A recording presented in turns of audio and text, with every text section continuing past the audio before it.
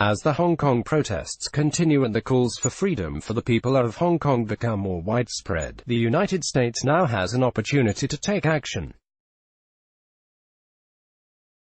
More than 20 years after the British handover of Hong Kong to China in 1997, the high degree of autonomy and freedoms that were promised to the Hong Kong people have been suppressed and violated by the ruling Chinese Communist Party. Though the extradition bill that ignited these protests has been withdrawn, the demonstrations have evolved into demands for Hong Kong Chief Executive Carrie Lam's resignation, an investigation into police brutality, the release of arrested demonstrators and more democratic freedom. Indeed, public dialogue platforms for protesters to voice concerns are being organized by Lam, but concrete progress toward protecting the rights entitled to the Hong Kong people remain elusive. The Hong Kong police have even stooped to dehumanizing the protesters. Recent footage was released showing officers kicking what a senior police official described as a yellow object, when it was clearly a human being lying on the ground dressed in a yellow shirt. Leaders in Congress on both sides of the aisle have made strong statements condemning the Chinese Communist Party and Hong Kong government's exploits, but now is the time to attach action to words. Congress can do this by passing the Hong Kong Human Rights and Democracy Act of 2019 that was introduced by Congressman Chris Smith and Senator Marco Rubio. This bill will hold Hong Kong and Chinese Communist Party officials accountable for the promises to protect the rights and freedoms of the Hong Kong people. In 1984, under China's "one country, two systems" model, China signed a joint declaration with the British that would give Hong Kong a high degree of autonomy after the 1997 handover. It also protected Hong Kong's rights and freedoms, including those of the person, of speech, of the press, of assembly, of association, of travel, of movement, of correspondence, of strike, of choice of occupation, of academic research and of religious belief. The joint declaration further promised to uphold the rule of law and protect human rights and Hong Kong's 1997 Basic Law, which identified democratic elections as an ultimate aim. In 1992, the United States passed the Hong Kong Policy Act, which resulted in Hong Kong being treated separately from the rest of mainland China in terms of trade, commerce, immigration, investment, and cultural and educational collaborations. However, while Hong Kong has grown to become an international economic and business hub, the U.S. was Hong Kong's no.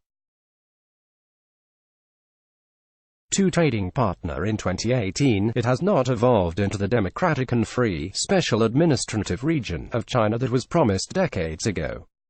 As Hong Kong moves toward what a report by the British House of Commons Foreign Affairs Committee called "one country, one and a half systems," with the Communist Party's approach being closer to a one country, one system model, the United States must not turn a blind eye to the violations against Hong Kong's freedoms and autonomy. Under the 1992 Hong Kong Policy Act, Hong Kong's special treatment is based upon its maintenance of its promised autonomy. These privileges, however, can be selectively suspended by the President through executive order. The proposed Hong Kong Human Rights and Democracy Act expands on this by directing various departments to assess whether political developments in Hong Kong justify changing Hong Kong's unique treatment under U.S. law. It requires the State Department to annually certify and report to Congress whether Hong Kong's status of autonomy, as well as the government's adherence to protecting civil liberties and upholding of the rule of law, justify its continued special status.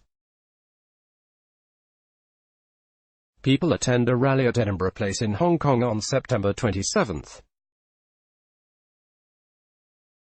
Nicholas Asfori, AFP, Getty. Additionally, the Commerce Department will submit an annual report to Congress that determines if China is exploiting Hong Kong to circumvent U.S. sanctions and export controls. This important bill also ensures that violators of human rights in Hong Kong are held accountable by applying sanctions and banning any entry to the U.S. Moreover, it provides protections for non-violent protesters who have been arrested for defending human rights or the rule of law in Hong Kong by prohibiting U.S. visa denial. The final version of the Hong Kong Human Rights and Democracy Act must include all of these requirements, and it must be passed into law. I recently signed a letter to Congress calling for its passage. The United States has a clear moral and economic interest in preserving the autonomy and freedoms allotted to the people of Hong Kong.